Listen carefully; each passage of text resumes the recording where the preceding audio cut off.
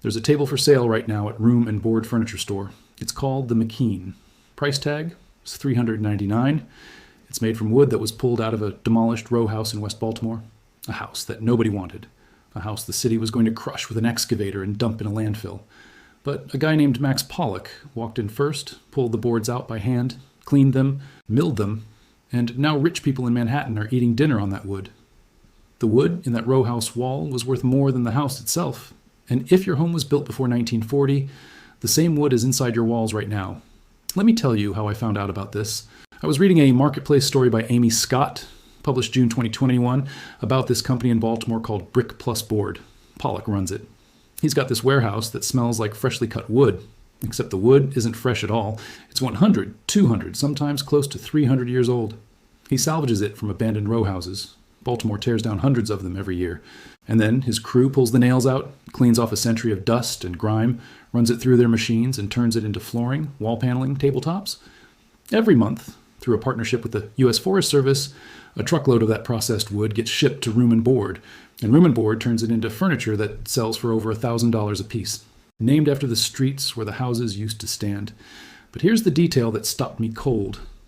Pollock pulled a stack of floorboards out of a pottery factory. The factory was probably 100 years old, but the boards were old-growth redwood. He counted the growth rings on one 7-inch piece, 330 rings, 330. That means that tree was a living organism roughly 2,000 years ago. It was standing when Rome was still an empire, and somebody turned it into a floorboard, nailed it into a factory nobody cared about, and for 100 years it just sat there, holding up shelves of clay pots until Max Pollock recognized what it was. And this is what I want to talk about today. Because there is a very high chance that you are sitting on the same kind of material right now inside the walls of your own house, and you have absolutely no idea. So let's start with the basics. What is old growth lumber and why is it different from what you buy at Home Depot? When you walk into a lumberyard today and pick up a 204, that board came from a plantation tree, probably a southern yellow pine. It was planted on a farm, it got full sunlight, plenty of water, no competition from surrounding trees, and it grew fast, really fast. It was cut down in 15 to 20 years. And because it grew so quickly, the growth rings, those circles you see when you look at the end of a board, are spaced far apart. A typical new growth 204 has about 3 to 7 growth rings per inch. Now here's the comparison that changed the way I look at old houses. Brent Hull, he's a master craftsman in Texas, runs a company called Hull Millwork, and he's been restoring historic buildings for decades. He put 2 pieces of wood side by side, one from 1918, one from 2018, same species, same thickness. The 1918 piece had 20 to 25 growth rings per inch. The 2018 piece had 7. Same name on the label. Completely different material. That tightness in the growth rings isn't cosmetic, it's structural.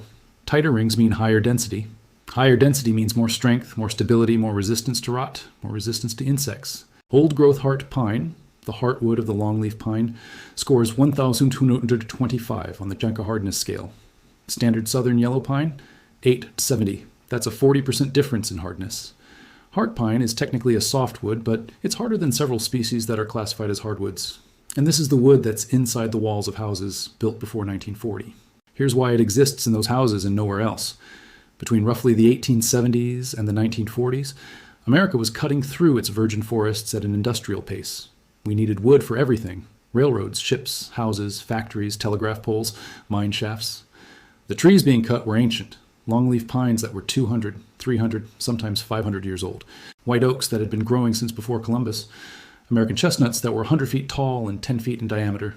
These trees grew slowly in dense forests, competing for light, producing that incredibly tight grain that makes the wood so strong. And then they were gone. American Forests, the oldest conservation organization in the country, published the numbers. In 1850, there were 90 million acres of longleaf pine forest in the American Southeast. 90 million. That's an area almost the size of Montana. Today, 2 million acres of longleaf remain. And of that, the old growth portion, the original untouched forest, is down to just 12,000 acres, from 90 million to 12,000. We harvested 99.98% of it, and it gets worse. In 1904, a fungal blight arrived at the Bronx Zoo in New York. It was called Cryphonectria parasitica. Within 4 decades, it killed nearly 4 billion American chestnut trees. 4 billion. These trees made up roughly 25% of the eastern forest canopy. Today, the American chestnut is functionally extinct in the wild. You cannot grow it commercially. You cannot buy new chestnut lumber. The tree effectively no longer exists. But And this is the part that matters. Millions of houses built before 1910 were framed, floored, and finished with American chestnut. That wood is still in those walls, still holding up those roofs, still perfectly usable.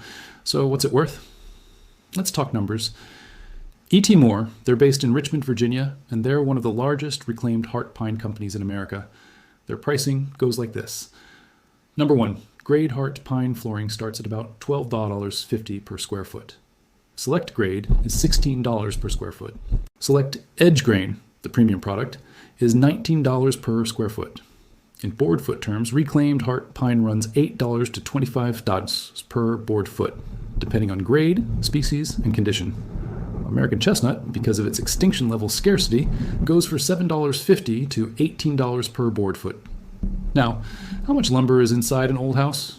A deconstruction company in Minneapolis tracks this data carefully. Their typical recovery from a single-family home is 5,000 to 25,000 board feet, depending on the age and size of the structure. Another company, Unbuilt Outlet, reports their average recovery per house at 6,500 to 7,500 board feet. Let's use the conservative number, 6,500 board feet. At an average of $12 per board foot for reclaimed heart pine, that's $78,000 worth of lumber.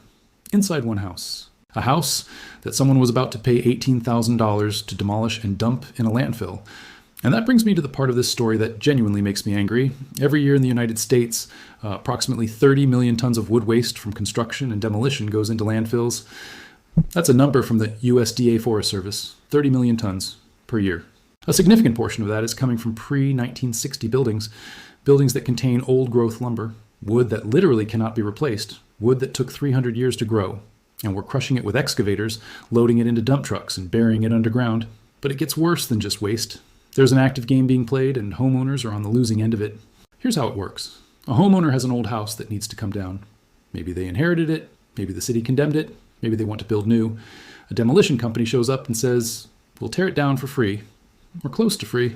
The homeowner thinks, great, I just saved $15,000 to $25,000 on demolition costs. What a deal. But here's what actually happens. Before the excavator touches a single wall, the crew goes inside. They identify the high-value wood, heart pine beams, old-growth oak flooring, chestnut planks, old-growth framing lumber. They pull it out carefully. They stack it on a separate truck. Then they demolish the rest, the drywall, the plaster, the junk, and haul that to the dump. The valuable wood goes to a reclaimed lumber dealer. The crew gets paid for the lumber. The homeowner gets nothing, except maybe a bill for the dump fees on the debris. This isn't a conspiracy theory. The Washington Post documented this pattern in Baltimore's demolition industry. House after house, block after block. Crews gutting buildings for the valuable materials before the excavators moved in. And legally, it's a gray area. If the demolition contract doesn't explicitly state who owns the salvaged materials, the crew can claim whatever they pull out. Most homeowners don't know to ask. Most contracts don't mention it. And by the time the house is a pile of rubble, there's nothing left to argue about. Now, Portland, Oregon figured this out before most cities did. In 2016, they passed the first deconstruction ordinance in the country. If your house was built in 1916 or earlier, you could not demolish it. You had to deconstruct it, take it apart board by board, salvage the materials. In 2018, they expanded it to all homes built before 1940. The city's own data, updated through 2025, shows the results. 702 structures deconstructed, 4.3 million pounds of lumber recovered for reuse, an average of 3,400 board feet per house, and 7.6 kilograms of CO2 equivalent emissions avoided per house compared to standard demolition. San Antonio followed in 2022.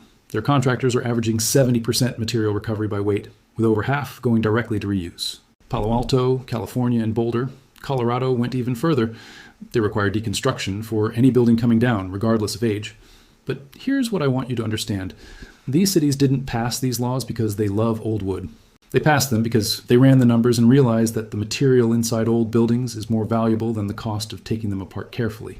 It's not charity, it's economics. And there's a tax angle too. If you deconstruct a building and donate the salvaged materials to a qualified 501c3 nonprofit, like Habitat for Humanity's Restore or the Rebuilding Center in Portland, you can take an IRS Section 170 deduction on the fair market value of the donated materials. For donations over $5,000, you need a qualified appraiser. But Life of an Architect, Bob Borson's blog, documented a case where the tax deduction from donated deconstruction materials was large enough to completely offset the higher cost of deconstruction versus demolition. In some cases, it actually made deconstruction cheaper than demolition when you factored in the tax benefit. All right, I've been talking about how valuable this stuff is and how other people are profiting from it. Now let me tell you why old-growth wood is genuinely technically superior. Not just old, therefore good, but measurably better in ways that matter for your house. First, rot resistance. Scott Sidler at the Craftsman blog, the guy who's been restoring old houses for years, explains it simply. Old-growth trees developed extensive heartwood. That's the dense, dark center of the trunk. Heartwood is naturally loaded with resins, tannins, and extractives that repel moisture and fungi. New-growth plantation trees get cut at 15 to 20 years. They barely develop any heartwood at all. The wood you get from them is almost entirely sapwood, the light, soft, moisture-absorbing outer layer. It's fungus food. Second, dimensional stability. Wood moves. It expands when it gets wet, shrinks when it dries. That's why new doors stick in summer, new floors develop gaps in winter, new windows warp and stop closing properly. Old-growth wood, because of those tightly packed growth rings, moves significantly less. Brent Hull's data shows historic wood windows made from old growth have been operating for 100 years or more. Replacement vinyl windows? They're failing in 15 to 20. Third, strength. The lumber industry periodically revises span ratings to promote on the maximum unsupported distance a board can stretch without sagging, and those ratings keep going down. Why? Because the wood is getting weaker. New growth trees produce softer, lighter lumber with more knots and more sapwood. The structural capacity of commercial lumber has been declining for decades. Fourth, insect resistance. Termites prefer soft, moist wood. It's easier to chew through. Old-growth lumber is denser and drier. It's not termite-proof. No wood is, but it's a dramatically harder meal. The difference between dense heart pine at 1,225 janka and soft plantation pine at 870 janka is the difference between chewing through hardwood and chewing through balsa. But I'm going to be honest with you, because if I'm not, this video is worthless. Old-growth reclaimed lumber has real limitations. First, it's not graded. Building codes require structural lumber to carry a grade stamp. Reclaimed wood doesn't have one. You can have it visually graded by a qualified professional, and the International Residential Code allows reclaimed lumber in structural applications if the strength can be demonstrated. But it's a process, and it's not cheap. Second, availability is unpredictable. You cannot order 500 board feet of reclaimed heart pine in consistent widths and lengths like you'd order from a lumberyard. Every lot is different. Random widths, random lengths, random conditions. E.T. Moore notes that up to 55% of a raw reclaimed lot can be lost during milling, cleaning, and defect removal. That's partly why the finished product costs $12 to $19 per square foot. The processing waste is enormous. Third, hazardous materials. Houses built before 1978 likely have lead paint. Many have asbestos in insulation, floor tiles, or pipe wrapping. Before any deconstruction, you need hazardous material testing. That's typically $1,000 to $5,000, depending on the size of the building. If lead or asbestos is present, abatement adds more cost. Fourth, fraud. This is a real problem that almost nobody talks about. Commercial Forest Products, a hardwood distributor with over 25 years in the industry, published a detailed warning about reclaimed wood fraud. The core issue is simple. There are no industry-wide authentication standards for reclaimed lumber, no governing body, no certification process, no chain of custody requirements. A seller can slap a reclaimed old growth label on new wood that's been artificially distressed, and there's essentially no enforcement mechanism. They documented cases of sellers weathering new fence boards outdoors for a few months and then marketing them as reclaimed. The buyer has almost no recourse. Fifth, cost. Deconstruction runs 50 to 100% more than demolition up front.